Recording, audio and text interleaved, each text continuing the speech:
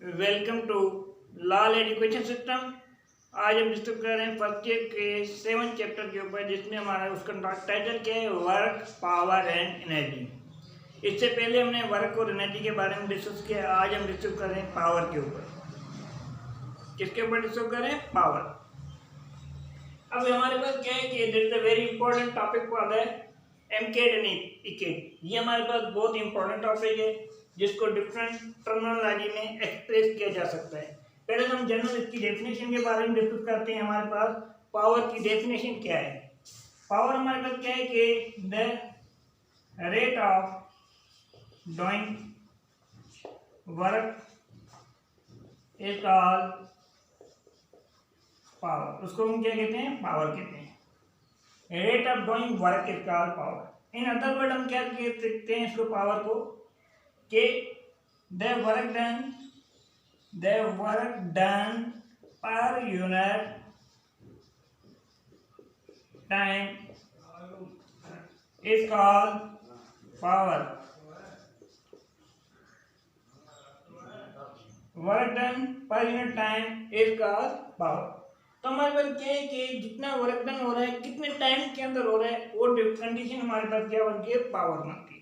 Work done per unit time is called power. अब basically power हमारे पास general formula हमारे पास क्या है? Work done per unit time is called power कहा जाता है। W for work, T for time. क्या है?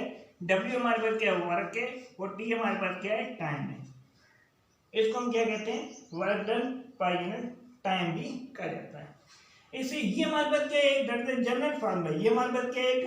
जनरल फॉर्मूला है। General formula for the work. अब इसी चीज को अगर रियलाइज करें तो हमारे पास ये कंडीशन सम टाइम में कभी कभी ऐसे आ जाती है, PAV, और यहाँ पर क्या होता है? डेल्टा W, और यहाँ पर क्या होता है? T होता है। अब यहाँ पर हमारे पास क्या है? PAV।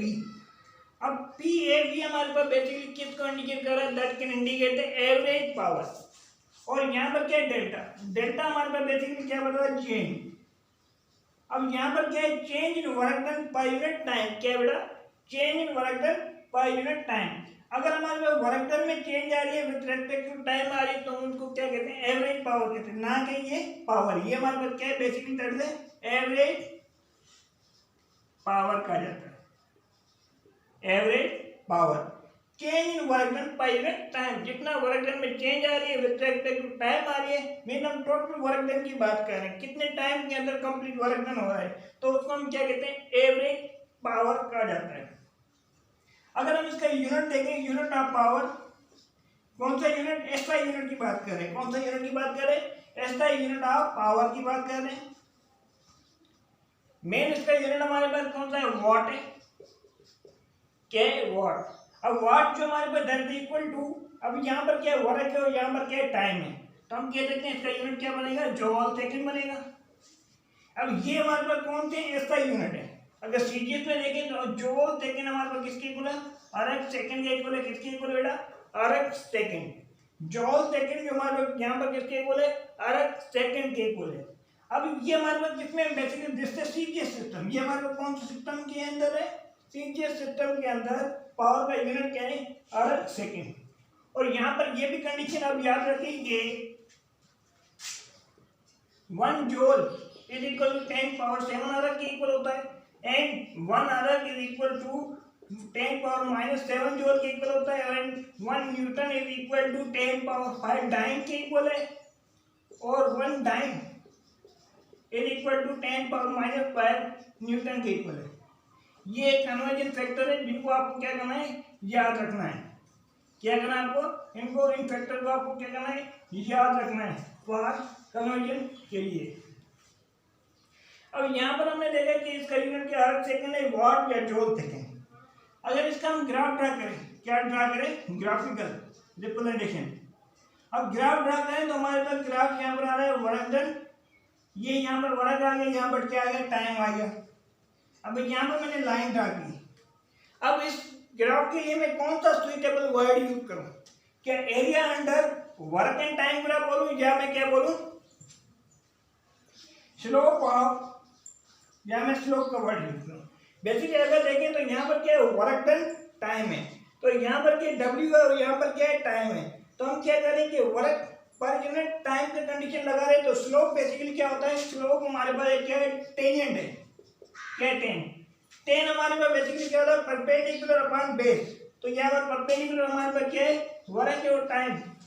तो ये हमारे पास बेसिकली ग्राफ बन गया किसका, वर्क एंड टाइम का जो ग्राफ हमारे पास क्या बताता है, the slope of work and time graph is called power. हम क्या बोल सकते हैं, the slope of work time graph is called power. उसको क्या कहा जाता है, पावर कहा जाता है। क्या कहा जाता है, slope of work time graph is called power. अगर हम क्या करें कि पावर को in terms of kinetic energy, power in terms of kinetic energy देखें तो हमारे पास किसके इक्वल है। अगर हम देखें कि पावर हमारे वैसे क्या है work done per unit time है, किसके इक्वल है, work done per unit time. तो हमारे वर्क यहाँ पर क्या है काइनेटिक एनर्जी के इक्वल ले लेते हैं और टाइम यहाँ पर आ गया। अब हमें पता है कि काइनेटिक एनर्जी हमारे पास बेसिकली किसके इक्वल है, which is equal to 1/2 mv²। अगर यहाँ पर हम क्या करें काइनेटिक एनर्जी को पुट करें तो हमारे पास क्या बन जाएगा 1/2 mv² बन गया और नीचे हमारे पास क्या है टाइम है।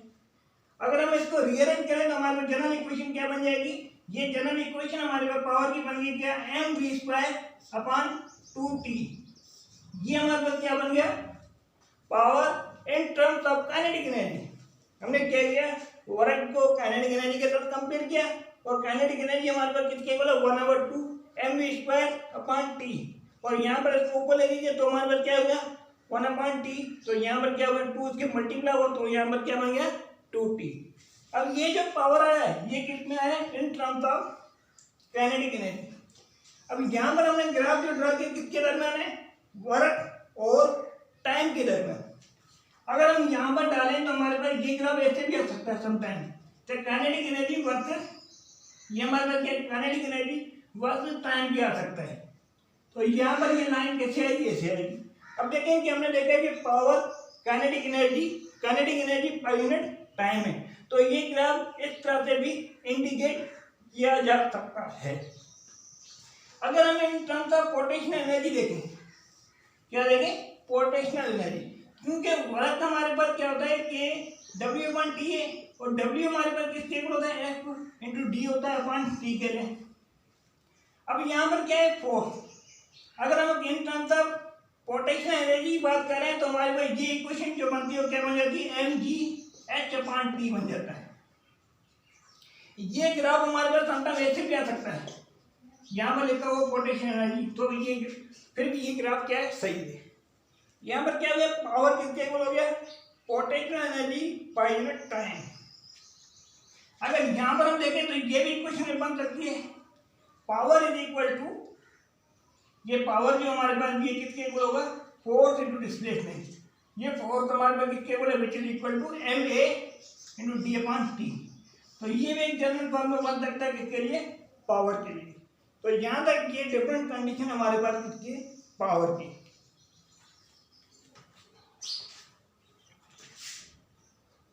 इसको कह रहे हैं इंस्टेंटेनियस पावर। अब इंस्टेंटेनियस पावर का मतलब क्या है, जिसमें हमारे पास टाइम की लिमिट क्या होती है वेरी स्मॉल हो, तो उसको हम क्या कहते हैं इंस्टेंटेनियस पावर कहा जाता है। जैसे कि अगर हम पावर इंस्टेंटेनियस पावर के लिए कहते हैं पी इंस्टेंट डालते हैं, उसके बाद हम क्या डालते हैं लिमिट। क्या डालते हैं लिमिट हमारे पास क्या होती है टाइम अप्रोच टू क्या होता है 0 होता है। क्या होता है टाइम अप्रोच टू 0 है।